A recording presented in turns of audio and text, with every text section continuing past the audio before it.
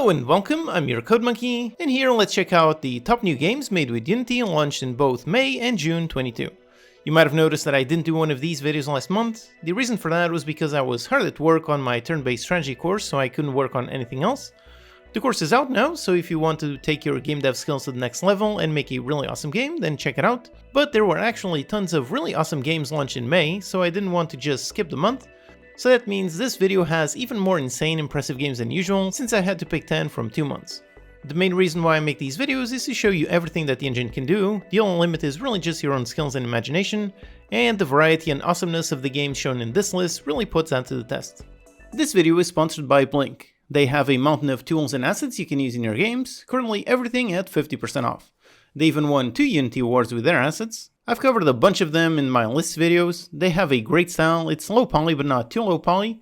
You can pick up some gorgeous textures, you can get a bunch of weapons and characters, or you can check out their tools like their award-winning RPG builder. It's one of the highest rated assets on the store, allows you to easily build an RPG with tons of features. There's also a massive free update to version 2.0 coming soon. Or get the massive RPG Essentials pack, which is a huge collection including tons of characters, armors and tools, all at a super deep discount. They even have a bunch of high quality, completely free packs you can try out. So check out their publisher page with a link in the description. Alright, so starting off with one of the bigger hits that launched in May, here we have V-Rising. It's a vampire survival crafting game, great mix of mechanics, definitely my kind of game. And the game really takes the vampire theme seriously, it's not just a visual. There are mechanics like for example sunlight, if you stay out during daytime you're going to get burned. Another one is if you're carrying silver or you get near garlic, it will burn you. And of course you can feed on all kinds of creatures and humans to drink their blood. So the game really takes the vampire theme seriously, which makes it pretty interesting and unique. Then on top of that theme, it really is a solid survival combat crafting game. So you go out, you find some enemies using tons of weapons and skills, you gather materials, chop down some woods and mine some rocks, then go back to an area, define it as your base, and start building some floors and some walls. The building system is actually very similar to what I covered in my house building system video, so if you want to learn how that can be made, go watch that video. I had heard great things about this game, so now that the course is done and I can finally play some games again, I went to play this one first and I'm really enjoying it. And the game, like I said, also has some interesting systems, so definitely look forward to one of my how it's made videos on this game recreating some of those interesting mechanics. Next up, for one of the launches of June, here is Starship Troopers Terran Command. This game is the example of using the perfect genre that perfectly matches your source material. The Starship Troopers movie is really awesome, and when I saw it as a kid, I definitely imagined it as an awesome RTS game, so that is exactly the kind of game that we have here. You can fight hordes of bugs, you can command your units, and do your part to ensure the survival of civilization. You're always outnumbered, so winning really requires thinking and deploying your units carefully at the right locations. The game also features a true line of sight mechanic, so you have to be careful with ambushes. There's lots of troops at your disposal, everything from some basic infantry to some heavy artillery. It's already got over 3,000 very positive reviews, so this looks like an excellent new RTS. Always remember, the only good bug is a dead bug. Another great game that came out in May is Songs of Conquest. This one really made a splash when it was originally announced, I think it was during the Game Awards. The visual look is so unique and so gorgeous that everyone immediately noticed. It's a game in a 3D world, but with a 2D pixel art style. The game itself is a turn-based strategy adventure game with some tactical combat and kingdom management. It is inspired by the 90s classics like Heroes of Might and Magic, I really enjoyed playing that many years ago. There is a massive world for you to explore and conquer, you can build your empire, construct some towns and wage war against your enemies. There's also a really nice bard mechanic where each campaign features a unique song that tells the tale of your rise to glory. It's out now in early access with already over 2,000 very positive reviews. Next up, for something with a bit more color, here is Neon White. This was definitely one of the standouts of this latest E3. It is both visually and mechanically unique. It's a speedrunning FPS with card mechanics, that's definitely a very unique combo. You have cards for actions like dash, shoot, slash. Then you combine them all to take out the enemies and reach the finish line. And the game really just oozes style, the visuals are super polished and all of the characters are really unique.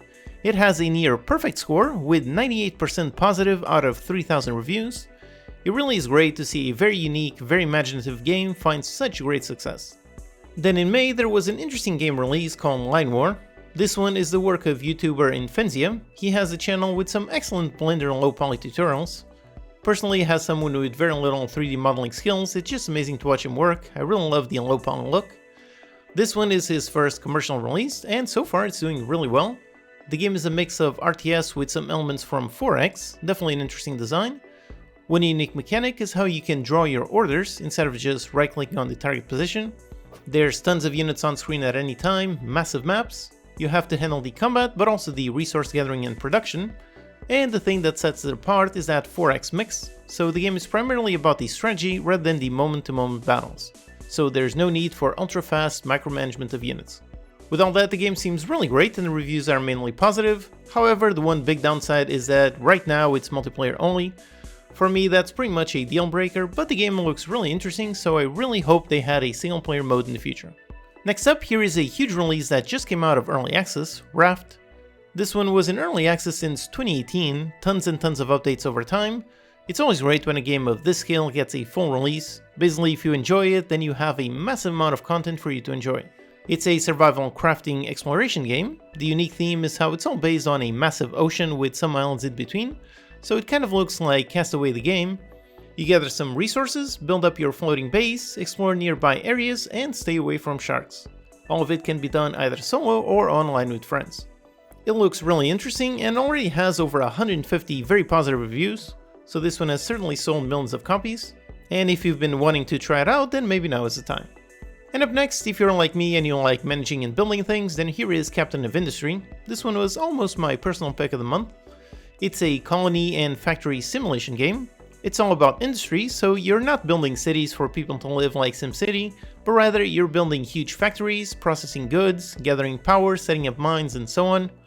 There are complex production chains and lots of conveyor belts for you to place. And I really like the trailer for this game. The voiceover really sells you on the story and the whole journey of the game. You start small, start simple, then you build and build until you get everything needed to build a huge rocket and get into space. It's currently in early access and had a pretty huge launch, already over 1,000 very positive reviews. Then for a really unique game launched in June, here we have Card Shark. It's really an adventure game rather than a card game. The whole thing is all about cheating at cards. But the goal is to do that without being caught, or you might have to survive some kind of pistol duel.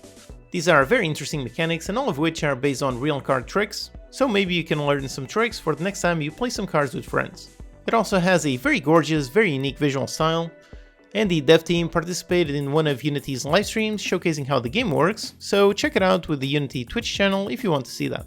Next up, if you're looking to build things and just chill out in your home, here is My Time at Sandrock. This one is a sequel to My Time at Portia, and it's very much in the same vein in terms of mechanics. You accept a job offer to become Sandrock's newest builder, you arrive at this empty town out in the world, and it's up to you and your trusty tools to restore the community to its former glory. Gather some resources, build some machines, interact with the locals, defend the town, and make a nice profit. There is a vast open world for you to explore, with lots of combat moves to learn, lots of quests to experience, and mini-games to complete. So basically, if you've enjoyed the original My Time at Portia, you'll certainly enjoy this one. And finally, at number 1 for my personal pick of the month, this one actually came out in May. It's Hardspace Shipbreaker. It was in early access for quite some time and finally had its full release. I've been interested in this one since I first saw it. The game is all about salvaging and repairing ships. You're floating around in space with 6 degrees of freedom. You're working for a company and you get some contracts or missions to inspect and repair a certain ship. It features some really interesting tools. You first scan the ship, you can weld some parts and slice some others. But the ships also have lots of hazards.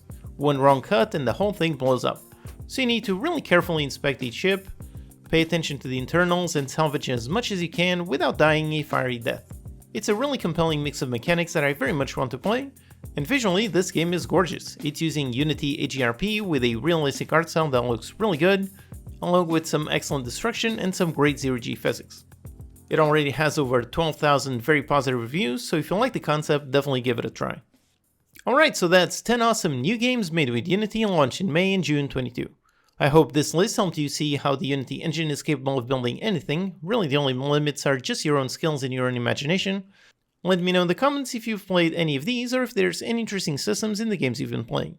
And don't forget to check out the Blink sale with the link in the description. Lots of systems and tons of assets, all really high quality and all at 50% off. Alright, hope that's useful. Check out these videos to learn some more. Thanks to these awesome Patreon supporters for making these videos possible. Thank you for watching, and I'll see you next time.